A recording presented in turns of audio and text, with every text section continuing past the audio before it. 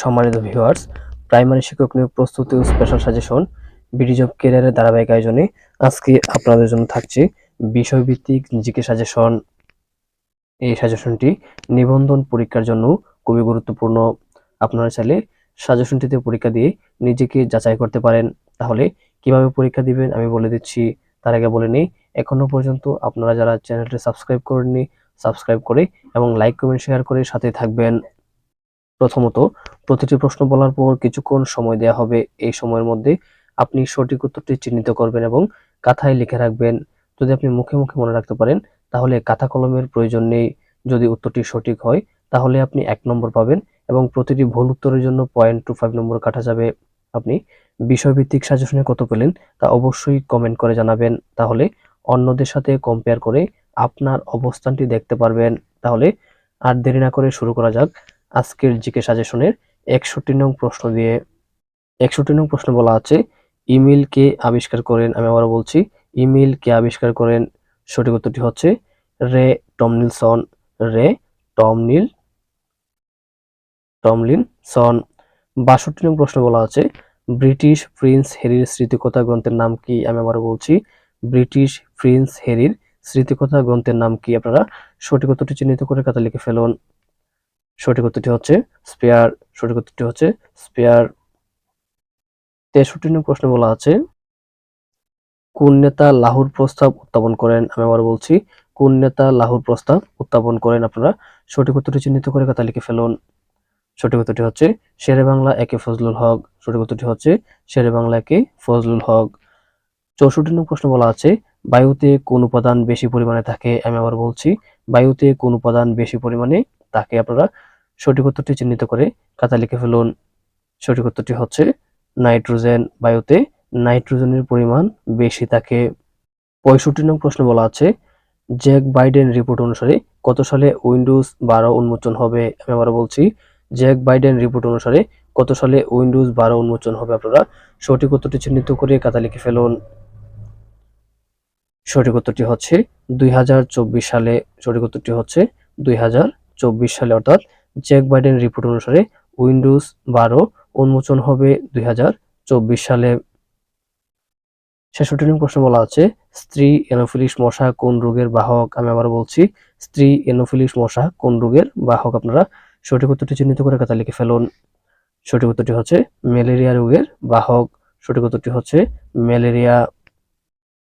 67 নং প্রশ্ন বলা আছে, বান্দুং কোথায় অবস্থিত? আমি আবার বলছি, বান্দুং কোথায় অবস্থিত? আপনারা সঠিক উত্তরটি চিহ্নিত করে খাতা লিখে ফেলুন।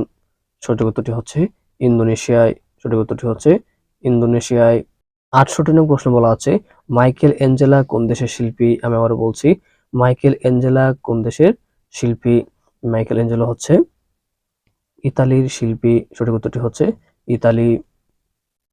69 নং প্রশ্ন বলা আছে, ম্যাকমোহন লাইন কোন কোন দেশের সীমানা নির্দেশ করে? আমি আবার বলছি, ম্যাকমোহন লাইন কোন দেশের সীমানা নির্দেশ করে? আপনারা সঠিক উত্তরটি চিহ্নিত করে খাতা লিখে ফেলুন। সঠিক উত্তরটি হচ্ছে চীন ও ভারত। সঠিক উত্তরটি হচ্ছে চীন ও ভারত। 70 নং প্রশ্ন বলা আছে, বাংলাদেশের লোকশিল্প জাদুঘর কোথায় অবস্থিত? আমি আবার বলছি, বাংলাদেশের লোকশিল্প জাদুঘর কোথায় অবস্থিত? আপনারা সঠিক উত্তরটি চিহ্নিত করে খাতা লিখে ফেলুন। সঠিক উত্তরটি হচ্ছে সোনারগাঁ অবস্থিত। সঠিক উত্তরটি হচ্ছে সোনারগাঁ। 71 নং প্রশ্নে বলা আছে, লেট দেয়ার বি লাইট বিখ্যাত ছবি পরিচালনা করেন কে? আমি আবারও বলছি, লেট দেয়ার বি লাইট বিখ্যাত ছবিটি পরিচালনা করেন কে? আপনারা সঠিক উত্তরটি চিহ্নিত করে খাতা লিখে ফেলুন। সঠিক উত্তরটি হচ্ছে জহির রায়হান। সঠিক উত্তরটি হচ্ছে জহির রায়হান। এই লেট দেয়ার বি লাইট বিখ্যাত ছবিটি পরিচালনা করেন জহির রায়হান। 72 নং প্রশ্ন বলা আছে, উড়োজাহাজের গতি নির্ণায়ক যন্ত্র কোনটি? আমি আবার বলছি, উড়োজাহাজের গতি নির্ণায়ক যন্ত্র কোনটি? আপনারা সঠিক উত্তরটি চিহ্নিত করে খাতা লিখে ফেলুন। সঠিক উত্তরটি হচ্ছে টেকোমিটার। সঠিক উত্তরটি হচ্ছে টেকোমিটার। 73 নং প্রশ্ন বলা আছে, নিউট্রন আবিষ্কার করেন কে? আমি আবার বলছি, নিউট্রন আবিষ্কার করেন কে? আপনারা সঠিক উত্তরটি চিহ্নিত করে খাতা লিখে ফেলুন। সঠিক উত্তরটি হচ্ছে চ্যাডউইক। সঠিক উত্তরটি হচ্ছে চ্যাডউইক। 74 নং প্রশ্ন বলা আছে, 2022 সালে অনুষ্ঠিত কমনওয়েলথ গেমসের 22তম আসরে সবচেয়ে বেশি পদক পায় কোন দেশ? আমি আবার বলছি, 2022 সালে অনুষ্ঠিত কমনওয়েলথ গেমসের 22তম আসরে সবচেয়ে বেশি পদক পায় কোন দেশ? আপনারা সঠিক উত্তরটি চিহ্নিত করে খাতা লিখে ফেলুন। সঠিক উত্তরটি হচ্ছে অস্ট্রেলিয়া। সঠিক উত্তরটি হচ্ছে অস্ট্রেলিয়া। 75 নং প্রশ্ন বলা আছে, জাতীয় সংসদ ভবনের স্থপতি কে? আমি আবার বলছি, জাতীয় সংসদ ভবনের স্থপতি কে? খুবই গুরুত্বপূর্ণ প্রশ্ন এবং এই প্রশ্নটি অনেক পরীক্ষায় এসেছে। এখানে যতগুলো প্রশ্ন আছে সবগুলো প্রশ্ন বাছাই করা এবং গুরুত্বপূর্ণ। আপনারা সবগুলো প্রশ্নই মনোযোগ সহকারে পড়বেন। তাহলে 75 নং প্রশ্নের উত্তর হচ্ছে লুই আই কান। সঠিক উত্তরটি হচ্ছে লুই আই কান। 76 নং প্রশ্ন বলা আছে, আইফেল টাওয়ার কোথায় অবস্থিত? আমি আবার বলছি, আইফেল টাওয়ার কোথায় অবস্থিত? আপনারা সঠিক উত্তরটি চিহ্নিত করে খাতা লিখে ফেলুন। সঠিক উত্তরটি হচ্ছে প্যারিসে, অর্থাৎ ফ্রান্সের প্যারিসে আইফেল টাওয়ার অবস্থিত। 77 নং প্রশ্ন বলা আছে, বায়ুমণ্ডলের ওজোন স্তর অবক্ষয়ে কোন গ্যাসটির ভূমিকা সর্বোচ্চ? আমি আবার বলছি, বায়ুমণ্ডলের ওজোন স্তর অবক্ষয়ে কোন গ্যাসটির ভূমিকা সর্বোচ্চ? আপনারা সঠিক উত্তরটি চিহ্নিত করে খাতা লিখে ফেলুন। সঠিক উত্তরটি হচ্ছে সিএফসি বা ক্লোরোফ্লোরোকার্বন। সিএফসি বা ক্লোরোফ্লোরোকার্বন। 78 নং প্রশ্ন বলা আছে, কম্পিউটার ভাইরাস হলো নিচের কোনটি? আমি আবার বলছি, কম্পিউটার ভাইরাস হলো নিচের কোনটি? আপনারা সঠিক উত্তরটি চিহ্নিত করে খাতা লিখে ফেলুন।